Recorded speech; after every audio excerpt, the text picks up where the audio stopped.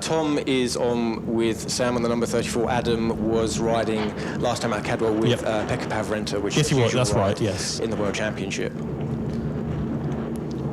So it looks like Sam Christie is all ready for this one. He's already head tucked down, and it's like Lewis Blackstock and Oscar Lawrence just waiting for the red flag to be shown at the front. There it is. So green flag at the back, clicking in the first gear, all lights to the lights, the revs rise, out go the lights, and we are away racing for the SSD British Championship sidecars, and that's a good start there for Luke Williams on the number 91. The white, green and yellow machine goes to the outside and tries to sandwich your pole sitters, try and go the long way around, not to no avail, unfortunately, as they slot into second place, but still that is a position gained then ahead of the Christie brothers, I believe it was, but as we race now up towards the first hairpin there, that is that Blackstock leading the way. It is indeed. Luke Williams has managed to take that second place from the Christie brothers. It was a very sharp start from Luke Williams there. Very, very sharp indeed. I remember a few years ago when Luke Williams first came to Bemsey as a sidecar driver. Of course, we know his dad was ex-World Championship competitor and whatnot, but Luke Williams impressed so much. He won the Rookie of the Day, I think it was, 2 or 3 years ago now. And it's great to see him again just go from strength to strength and be right in there, and at the moment favourite for the British Championship. Very much so. Of course, like you mentioned earlier, Bradley, Ryan Charlwood on the bike for the first time this weekend. They have been... yesterday was a bit of a struggle with the wet conditions we had during the test day, the practice day. I don't know, it was... Luke's good in the wet, Ryan's good in the wet, but just trying to gel in a weekend for the first time, no testing, very hard work. They were still making changes after qualifying this morning, and so far, judging by that start in this opening lap, they've gone in the right direction with those changes. Because there's no communication, is there? There's no Bluetooth intercom on the side of the helmet or anything like that. So how do you communicate during the race to say, well, there's someone coming behind us on the inside, whatever it may be? Almost mind reading. Really? Almost mind reading. When you're on the bike, you can hear, as a passenger, you can hear the engine note change side to side. If someone's trying to look up the inside, and generally as a passenger, you'll try and put your body in the way to narrow that gap as much as possible. Yeah, so. Absolutely. Well, they're coming around Corrams for the first time then, and that is Blackstock and Lawrence leading the way from the number 34 of the Christie brothers. Then it is Williams and Ryan Charlwood right there in third place ahead of Sam and Jack Laidlow. Is that Ben Birchall and Paddy Rosney up next in fifth? Yes. Certainly looks that way on bike number 16 as the pit boards go out and heads tucked tightly behind the fairing and across the line for the first time. Opening lap time of a 2-minute 5.087. Your top five all across the line, separated by 2.5 seconds. Then it is a 1.3 second gap back to number 6, Todd Ellis and Emmanuel Clement. Then it is Biggs and Saviours ahead of Kirby and Sowen. Kev Cable and Mark Wilkes, that is, ahead of Atkinson and Milton. That is your top 10. On towards Wilson's they go then, everybody through safely there. Looked like a little bit wide for the Christie brothers in second place. Hopefully they can hold on to that second ahead of Luke Williams. Bradley, I think that is. It certainly is, yellow flag. Just having a look on the pictures that we have here. Unfortunately, nothing immediately obvious as they now make the way on towards Agostini's. So we'll keep an eye and an ear out for the cause of that yellow flag. But in the meantime, the race leaders are on towards Hamilton's, and it is still Luke Williams and Ryan Charlwood in their third position. So the championship coming into this weekend, of course, you do have, including this one, 5 races remaining in the championship. So 125 points on offer. There's no double points at Brands or anything, is there? No, okay. Just a conventional championship once again this season. Last year we had a bit of I think it was drop scores we ran last year, and it was a bit of a pickle, to be honest with you, come season end. Certainly trying to talk about it live at the final round was an absolute nightmare. I'll say that much. Yeah, that's very diplomatically put. Well done. So firing beads across on an abacus during a race was not much fun, trying to work out who was actually leading the championship and who wasn't. No, I can't imagine it was. As they go down the back straight then underneath the bridge in towards sector number 2. So we'll keep an eye out on these sector times. And I tell you what, it's the Christie brothers who have gone a tenth of a second quicker than your race leaders of Lewis Blackstock and Oscar Lawrence. The gap across the line was 0.9 of a second, so they're keeping it just underneath 1 second at the moment, and the top 4 still as it was. Looks like a little bit of a gap starting to form between 4th place, the Laidlow brothers, and 5th place, Ben Birchall and Paddy Rosney. Todd Ellis and Emmanuel Clement up next. But across the line then at the end of lap number 2, the gap was 0.9 between the top 2. It's now 0.7, and the fastest lap of the race on the first of the flying lap, a 1 minute 59.616. There goes Paul Kirby and Emma Salmon, and they are currently first of the Cup runners at the moment as well. The number 18 of Bell and Hyde yet to cross the line, but they should be right up there in Cup contention as well. I think, looking at the tracker here, I think that was what our yellow flag was for, and I believe they may have pulled off at the end of the back straight. There's a great shame there because they do lead the Cup Riders Championship at the moment over Kirby and Salmon, and if it was to remain this way, that would be a 25-point swing and a 10-point lead at the end of the race for Paul Kirby and Emma Salmon. It just goes to show it can just change as quick as that. They've been doing a lot of hard work this season, Paul Kirby and Emma Salmon, on that beautifully liveried sort of turquoise blue and luminous yellow outfit, the number 27 bike. They had a DNF in the very first race at the first corner back at Donington Park, and they have been chasing Bell and Hyde for the remainder of the season. They've been swapping wins, 5 wins and 4 wins each, the favour going towards the Kirby and Salmon outfit with the 5 victories. They've been doing a lot of hard work to get themselves back into contention, and then, like you say, Bradley, in the blink of an eye it's changed and we've got a DNF for Bell and Hyde, and provided it stays the same, that's going to be a 10-point swing for them in favour of the championship lead. Certainly is. Of course, after this one there will be 100 points on the table. 2 races tomorrow and then your 2 races with the BSB paddock at Brands GP, and that should be again another great weekend of racing. But in the meantime, the race leaders are heading down the back straight, then already deep into the second sector. We're looking up towards the Bromhole and Corrams for them, and there they are right on cue. And I'll tell you what, it looks as though there is a gap starting to open up. In fact, that is a large gap between the Christie brothers in second and Luke Williams and Ryan Charlwood in third place, but the Laidlow brothers are right there, hot on one outfit for that final rostrum position. But in the meantime, the gap that was 0.7 of a second at the end of lap number 2 has been reduced once more to half a second between Blackstock and the Christies. A 1 minute 58.791. These guys are really pressing on now, aren't they? That's a fair pace, that is, from those front two. Look that way as it would be at the end of qualifying. Those front 2 outfits there of Blackstock and Lawrence and the Christie brothers, they were just a little bit ahead of everyone else, but very close to one another. And of course, back at Snetterton, when we're here for British Superbikes, Lewis Blackstock, terrible weekend in the races, but he was fast. So this is not a surprise. No, absolutely not, as they make their way from Palmer's in towards Agostini's, and there's a 2-way fight for the race win, 2-way fight for that final rostrum position. And then Todd Ellis and Emmanuel Clement, they're sitting in a somewhat distant and lonely 5th place at this stage, but they did find a way through on Birchall and Rosny, who did a 2 minute 6.7 on that previous lap, so 5 seconds away from their personal best of the race so far. So I'm not quite sure what happened to Birchall and Rosny on that lap, but the result is they are in 6th position and 5th in class. It's a bit of a big slip up there for sure. Like we said, Bradley, 5 seconds lost on one lap for Birchall. Hopefully nothing too terminal, and a little bit of a run wide or something innocuous like that for those guys. Looking further down the order, looks like a great battle there between Hegarty, Kirkup and Peach as they make their way through the left-hander of Hamilton's and onto Oggy's, now turn number 6 on this Snetterton 300 layout. And was that Peach just going up the inside? Wide. So it just about keeps it on the road, but that was great control there. But it's again, just goes to show how easy it is. You know, you push the envelope just a little bit too much, and just like that, you lose around about a second or so. It's very complex corner Oggies as well. It invites you in to go faster, but where it comes back on itself, it's a bit of a nightmare to try and really gauge it to the point where you're happy and you're satisfied with what you're doing through there. The Laidlows are through, up into 3rd place now, ahead of the 91 of Williams and Charlwood. But in the meantime, here is your race leading duo. 0.5 was the gap. It's now down to 0.4, so they're just chipping away at that race lead of Lewis Blackstock and Oscar Lawrence. So it started out as 0.9, then 0.7, 0.5 now, 0.4 of a second between your leading 2. Number 95, Blackstock and Lawrence still have the reins on this race at the moment, but it's a 1 minute 58.525 from the Christie brothers. So I'm sure at this stage, Lewis Blackstock and Oscar Lawrence, they're starting to feel the pressure. Good lap from Birchall there as well, his fastest lap of the race. So whatever that incident was on the previous lap, it was a one and done sort of situation, thankfully. Looks like Luke Williams and Ryan Charlwood just about trying to keep tabs on Sam and Jack Laidlow as they go in towards Agostini's then. This is lap number 5, so of course at the end of this one it will be half race distance, 5 down, 5 to go, but it looks like a little bit of a mistake trying to get the power down from the Laidlow brothers, and Luke Williams says thank you very much, I'll have that 3rd place back, and the number 91, that white, yellow and green machine, back up into the podium placings. Around the right-hander of Oggies and Sam and Jack Laidlow, they'll be ruining their mistake then as they on towards Williams now before going down the back straight. And of course, we said it on the smaller capacity solo machines that we've seen racing earlier on today, but the slipstream in the sidecars still just provides as much as a benefit, if anything else. So 1 minute 58.525 for the race.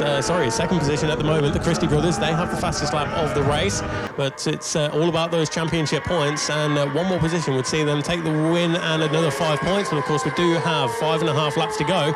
As looking up the circuit, and looks as though Lewis Blackstock and Oscar Lawrence, they found an extra gear there because they've opened up their advantage. It was less than half a second, but for my money there, Jed, they've opened it up now. I would say so. And it looks like the Laidlows are again hot on the heels of Luke Williams, Ryan Charwood coming up for that final podium position. Sat in the slipstream down the start-finish line. This could be a move into turn one, maybe. Possibly a little bit too far back, even for them. And their youthful exuberance, shall we say. Yes, I like how you worded that one. There goes Todd Ellis and Emmanuel Clement. Ben Birchall and Paddy Rosney chasing hard. And that time around, in fact, Ben Birchall and Paddy Rosney are 1 minute 59.7. And they are only the fifth outfit to go sub 2 minutes in this race. They closed down the gap by 2 seconds on Todd Ellis and Emmanuel Clement in that particular lap alone. But that battle for third place is not done and dusted yet. We do still have 5 laps to go as they make their way out of Palmer's, and once again the Laidlow brothers have it. So that would have been a move up at Wilson's. Outbreaking at Louis Williams and Ryan Charwood, the reigning British champions, find their way through on the number 91, and they take third position once again. So in terms of the championship then, of course, after this one we mentioned there will only be 100 points left, and it is between Williams and Laidlow, so it's either going to open up by a little bit or close down by a little bit, but either way they are locked together on circuit. Yeah, indeed. It's going to be, I think we're going to see a similar situation to what we saw last year, with the championship coming down to that final race and potentially even the final lap. But it is very much, I think even at this point, 41 points behind Lewis Blackstock.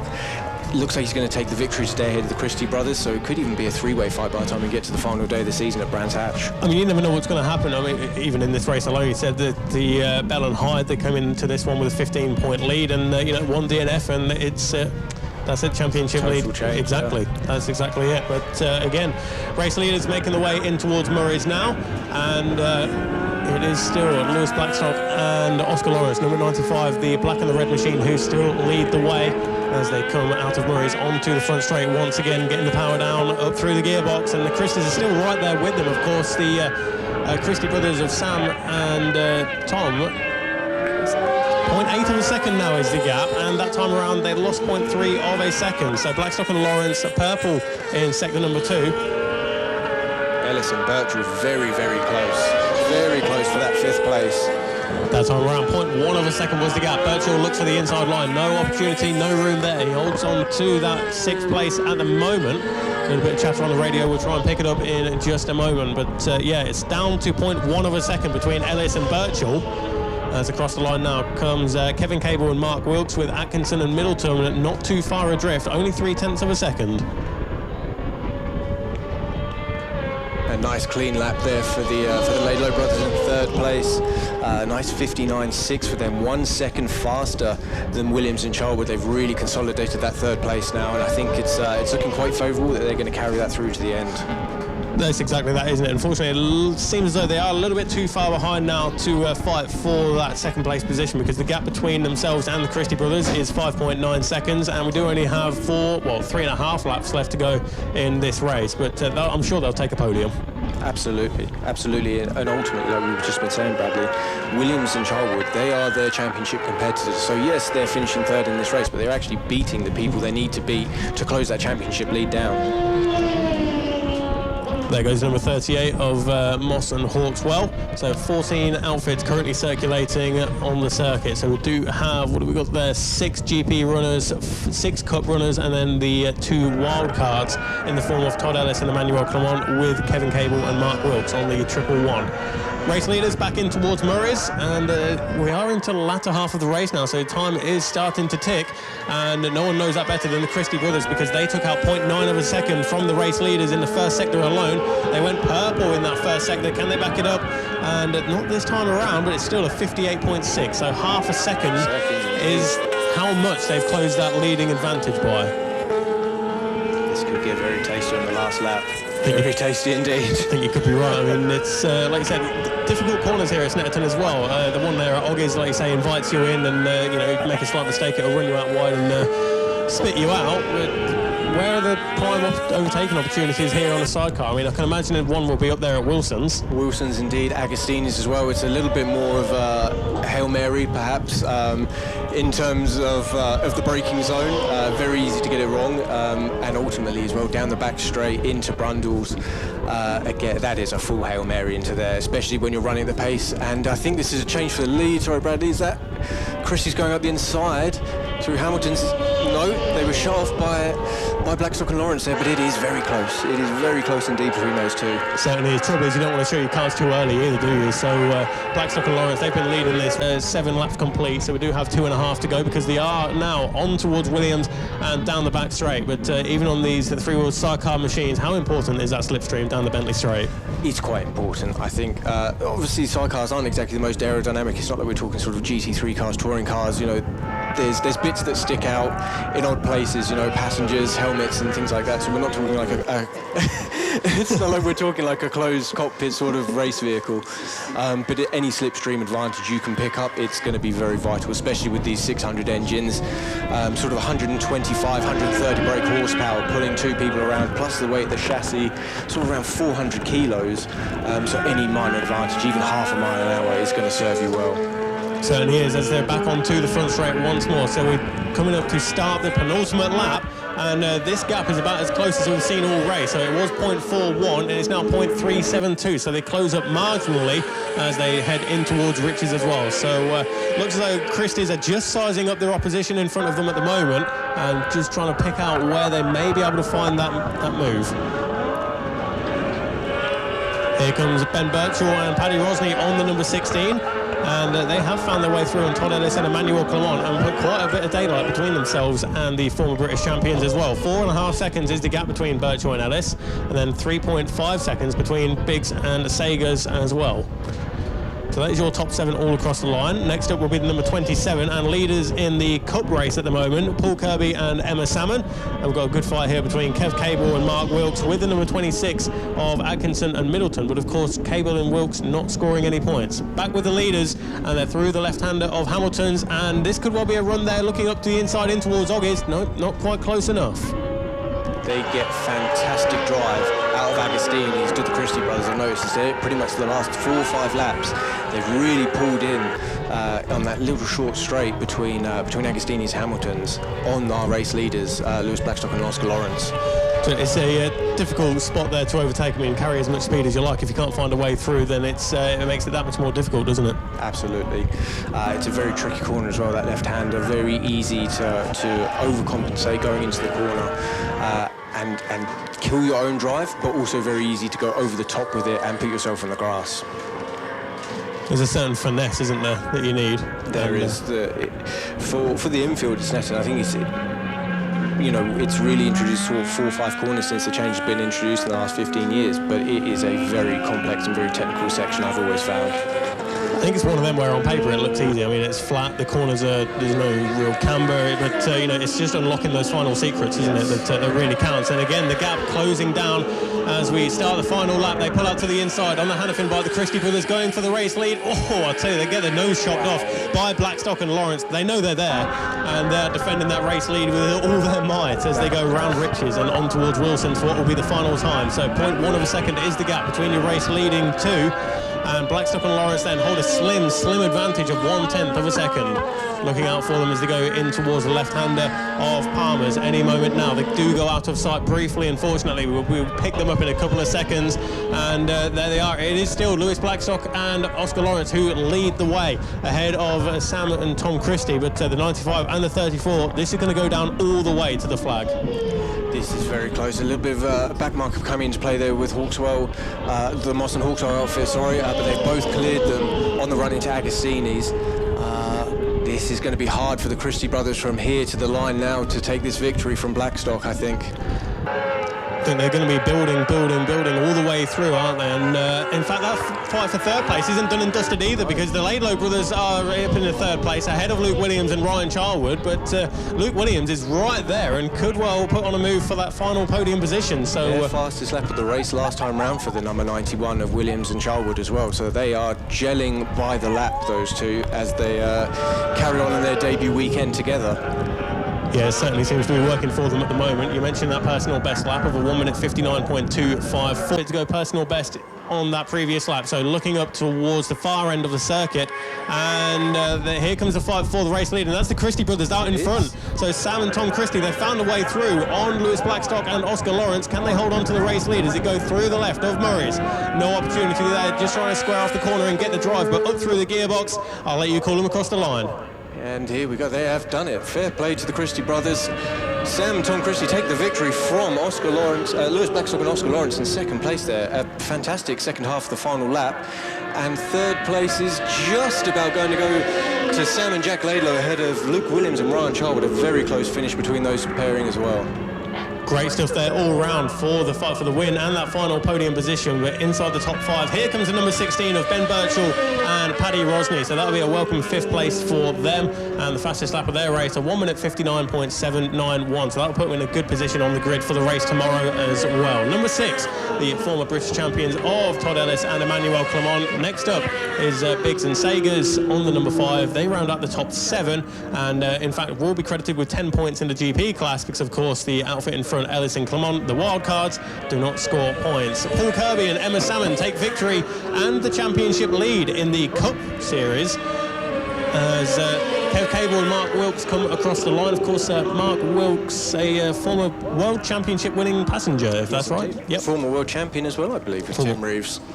Good stuff there for Cable and Mark Wilkes. Atkinson and Middleton up next. They take second of the Cup placings, 20 points for them. And then it's the number 4 of Andy Peach and Joss Hope. Then it's Sean Hegarty and Jack Napton.